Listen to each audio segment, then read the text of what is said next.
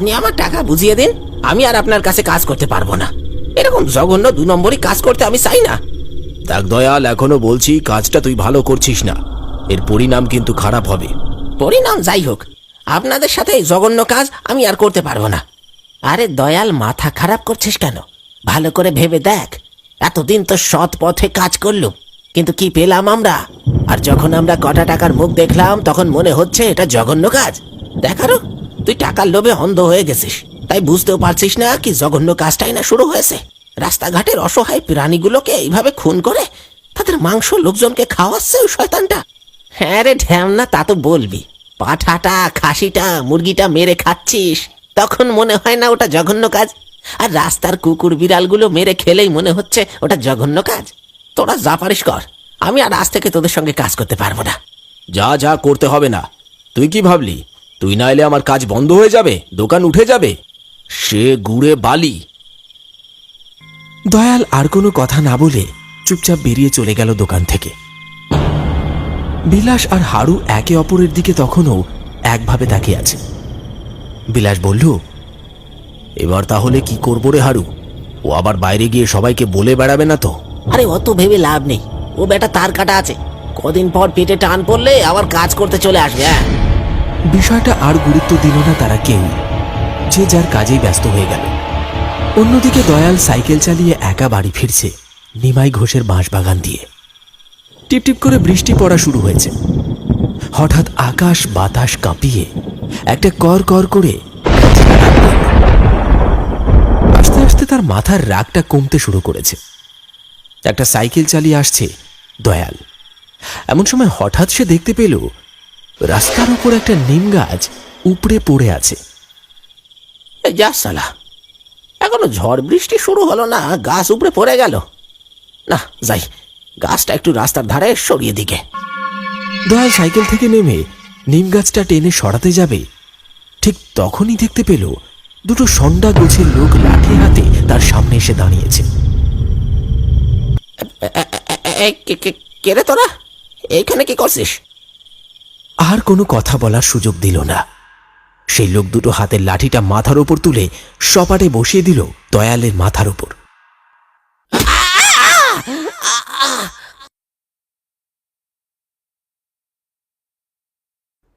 মাথা ফেটে ছিটকে পড়ল এক তাল রক্ত। তারপর সব চুপ। ঝড় বৃষ্টির রাতে এই নির্জন বাঁশবাগানে দয়াল খুন হল। তারপর সেই দুইজন আগন্তুক দয়ালের লাশটা টেনে নিয়ে চলে গেল বাঁশবাগানের দিকে। এইভাবেই কেটে গেল কয়েক মাস। ঠিক এমনই একদিন সবাই এক জায়গায় বসে আড্ডা দিচ্ছে। যাই বলো খুড়ো, আগের থেকে কিন্তু চপ আর পকোড়ার স্বাদ অনেক উন্নত হয়েছে। আহা, চপ খেলে মনে হয় পকোড়া খাচ্ছি, আর পকোড়া খেলে মনে হয় বিরিয়ানি খাচ্ছি। একদম ঠিক কথা বলেছিস পটল। তা না হলে এই বুড়ো বয়সে 2-3টে করে চপ খেতে পারি বল? সত্যি বিলাস, তোর কাজের নাম করতেই হয়। কি যে বলো না খুড়ো, এসব কিছু সম্ভব হয়েছে তোমাদের ভালোবাসার জন্য। আমি চেষ্টা করব যাতে আরো ভালো চপ পকোড়া বানাতে পারি। দাউ দাউ করে জ্বলছে আগুন। আগুনের ওপর বসানো আছে সেকেলের একটা লোহার জব্বর কড়াই। এক কড়াই তেল এক নাগাড়ে চপ ভেজে চলেছে রোগা পাতলা গোছের একটা ছেলে। আগুনের তাপে মুখ ভেঙচে হাঁপিয়ে উঠছে থেকে থেকে।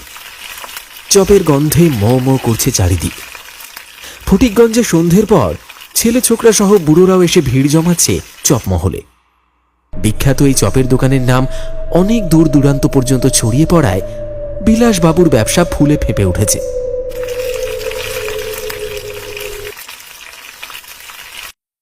এইসব ছেলে জীবনে মানুষ হবে না। মুখের ছিরি করে রেখেছে দেখো, দেখলেই গা জ্বলে যাবে। কাল থেকে আর দোকানে আসার দরকার নেই। যেখানে পারিস কাজ দেখে নে গাজা। সালা, আমার দোকানে থাকবি, আমার খাবি, আর আমার দোকানে লোকসান করবি। আমার হয়েছে যত জ্বালা। ছলছলে চোখে চপ ভাজতে থাকা ছেলেটা কোনো কিছু উত্তর দিল না। বুক চাপা কষ্টটা শুধু গড়িয়ে পড়ল দু চোখ বেয়ে। ভদ্র নম্র ছেলের মতো মালিকের সব কথাগুলো সহ্য করে নিল কোনো উত্তর না দিয়ে। টপটপ করে চোখের জল গরম কড়াইয়ের উপর পড়তে পড়তে চোঁ চোঁ শব্দ করে উঠছে। এই এই আবার ন্যাকা কান্না ধরেছিস? হ্যাঁ, কানের গোড়ায় শুটিয়ে একটা চড় মারবো না? তোর জন্য যদি আমার একটা কাস্টমার কমেছে না, তারপর দেখবি আমি কি করি। আগুনের আঁচের মতো পরিবেশ গনগন করছে। সবাই বেশ অবাক হয়েই বিলাসকে দেখছে।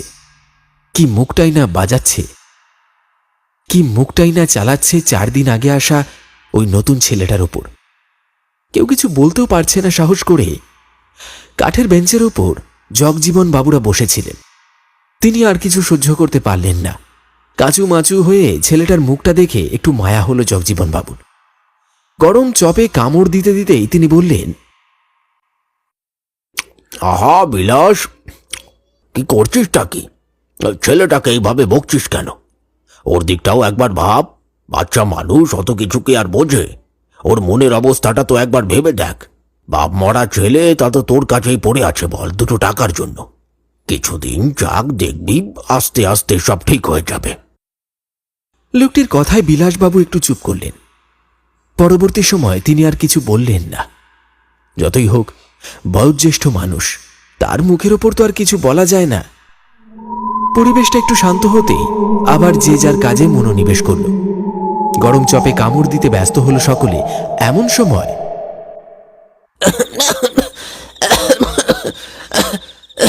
ওরে বাপরে, থু থু থু, বাপরে কি এটা? ওরে বাপরে, এত পচা গন্ধ কিসের?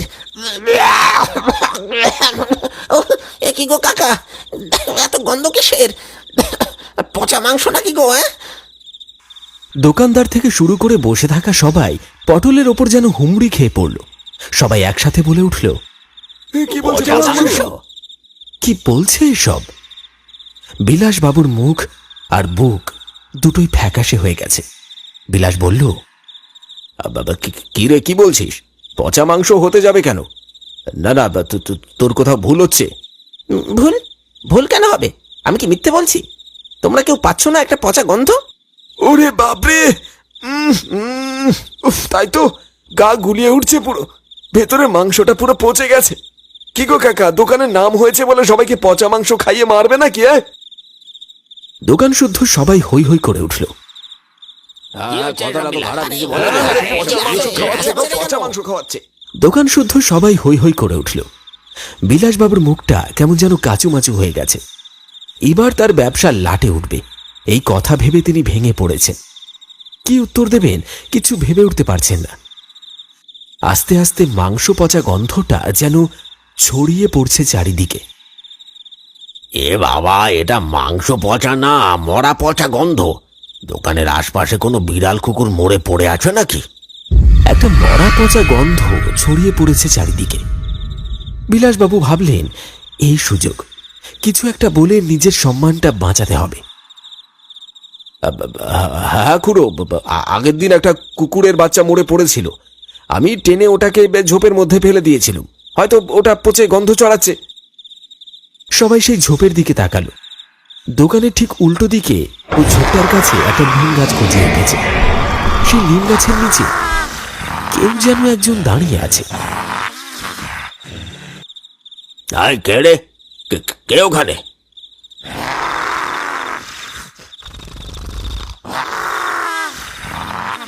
কে কে তুই? কে রে বেটা? কে দাঁড়িয়ে ওখানে? কোনো উত্তর এলো না সেই দিক থেকে। সবাই একে অপরের মুখ চাওয়াচাওয়ি করছে। এই রাতের বেলা ও ঝোপের ধারে কে হতে পারে কেউ বুঝতে পারছে না। খুড়ো উঠে দাঁড়ালেন।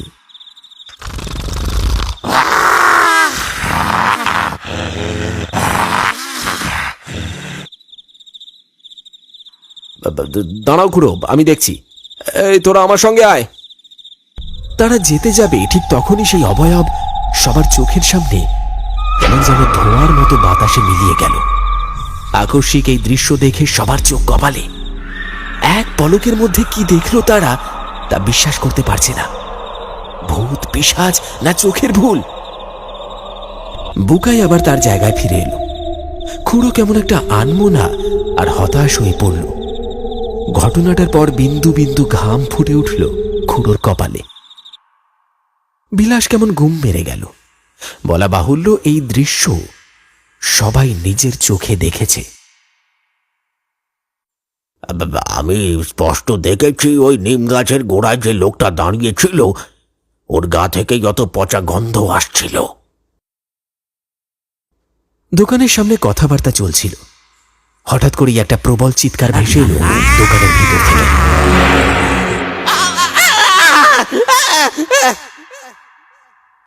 কি এ তো হারুর গলা, ওর আবার কি হলো?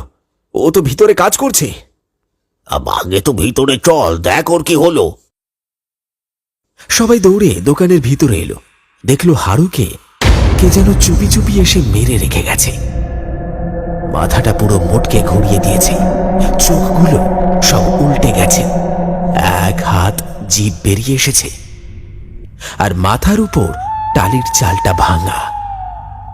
চাঁদের আলো এসে পড়েছে হারুর গায়ে। কি এইসব হলো কিভাবে? হারুকে হারুকে কে মারলো?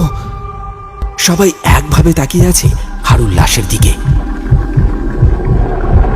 দোকানে টালির চালের ওপাশ থেকে ভেসে আসছে কোন শয়তানের চিৎকার।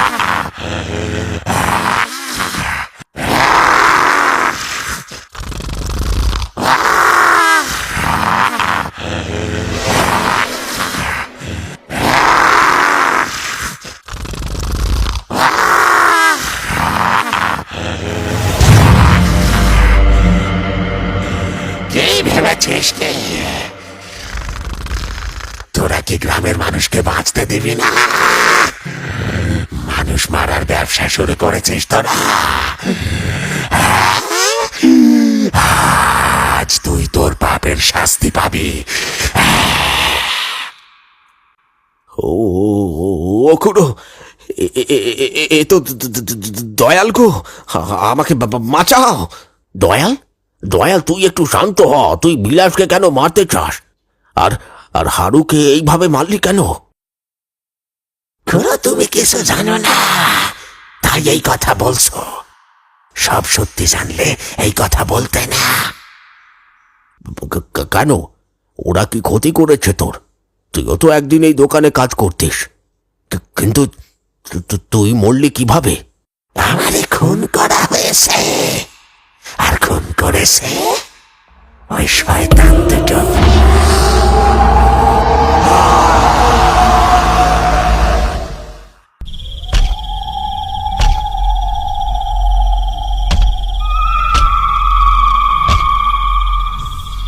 দে বেটাকে এই বাঁশ বাগানে পুঁতে দে, বেঁচে থাকলে পথের কাঁটা হয়ে দাঁড়াবে। ঠিক বলেছ, বেটা বড্ড সদগিরি মারছিল। ওর জন্য আমাদের ব্যবসা লাটে উঠে যেত। তারপর ওই শয়তান দুইটা আমার ওই বাঁশ বাগানে বইতা ছিল, আর দিনের পর দিন গ্রামের অসহায় বিড়াল কুকুর গোলারে মাইরা মাংস দিয়া সব পকোড়া তৈরি কইরা গ্রামের মানুষকে খাওয়াইতাছে। সবাই যখন দয়ালের কথা শুনছে, ঠিক তখন বিলাসবাবু আর করল একটা পিস্তল। কালো অন্ধকারেও চকচক করে উঠল পিস্তলটা। চোখে খুনে দৃষ্টি, কোনো কিছু না ভেবে গুলি চালালো দয়ালকে লক্ষ্য করে।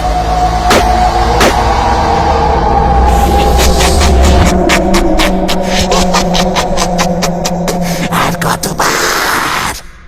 কতবার মারবি একটা লোক রে? আমি তো অনেক আগেই মরে গেছি, এবার তোরে মারু। ছেড়ে দে দয়াল, মানছি আমরা দুজনে খুব ভুল করেছি। দয়া করে ছেড়ে দে, ছেড়ে দে, ছেড়ে দে আমাদের, ছেড়ে দে। ক্ষমা করুম তক, কি কইরা কইতাছিস তোরা? বিলাস পালানোর জন্য এদিক ওদিক তাকাচ্ছে। ঠিক সেই মুহূর্তে তার দোকানে নতুন কাজে ঢুকেছে যেই ছেলেটা, তার নাম দুলাল, সে এসে দাঁড়ায় তাদের সামনে। বাবা, তুমি মারা যাওয়ার পর আমি আর মা না খেতে পেয়ে পড়েছি। যখন কাজের জন্য এইখানে এলুম, তখন এই শয়তানটা একটুখানি ভুল হলে প্রতিদিন আমায় মারে। তোমাকে যারা মেরেছে তুমি তাদের ছাড়ো না বাবা, তুমি মেরে ফেলো তাদের, মেরে ফেলো, একেবারে শেষ করে ফেলো। দয়াল বিলাস বাবুর দিকে এগোতে যাবে, ঠিক তখনই হাতে বন্দুকটা উঁচিয়ে ধরল দুলালের মাথায়। আমায় ছেড়ে দে, নয়তো তোকে যেভাবে মেরেছি তোর ছেলেকেও মারবো। ওরে ছেড়ে দে, নয়তো তোরে সব থেকে যন্ত্রণাদায়ক মৃত্যু দেব। আমায় মারবি? এত সহজ নয়। যেখানে আছিস ওইখানে দাঁড়া, নয়তো তোর ছেলের মাথার খুলি উড়িয়ে দেব।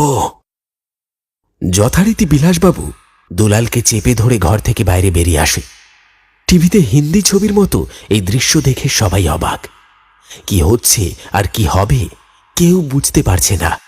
কেউ সাহস করে বিলাসবাবুকে আটকাতে পারছে না। সবাই ততক্ষণে দোকানের ভিতর থেকে বাইরে বেরিয়ে এসেছে। বিলাস, দুলালকে ছেড়ে দে, যে কোনো মুহূর্তে বিপদ হতে পারে। বাহ কাকা, দুলালের জন্য তোমার কষ্ট হচ্ছে, আর ওকে ছেড়ে দিলে আমাকে যে মেরে ফেলবে সেটা ভেবে কষ্ট হচ্ছে না?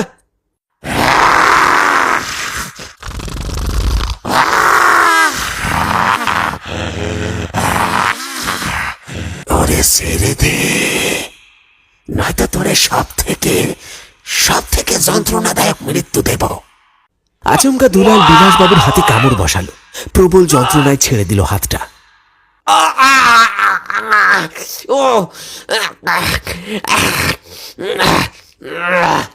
দুলাল ছুটে পালিয়ে আসে সেখান থেকে। আমার হাতে কামড়ালি, আজ আমি একা নয়, তোর ছেলেকে নিয়ে মরবো।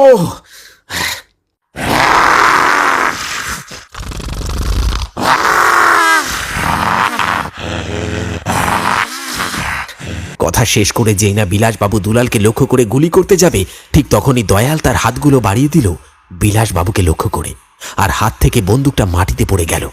রীতিমতো বিলাসবাবু এখন শূন্যে ভাসছে। আজ তোকে সব পাপের মর্মান্তিক মৃত্যু দেব। আমায় ছেড়ে দে, আমি এই কাজ বন্ধ করে দেব। আমায় ক্ষমা করে দে, আমায়। আজ তোকে সব পাপের মর্মান্তিক মৃত্যু দেব। আর কিছু বলা হলো না। সামনে বাঁশের মাচা থেকে বাঁশগুলো একটা একটা করে খুলে বেরিয়ে আসছে আর লক্ষ্য করছে বিলাসবাবুকে।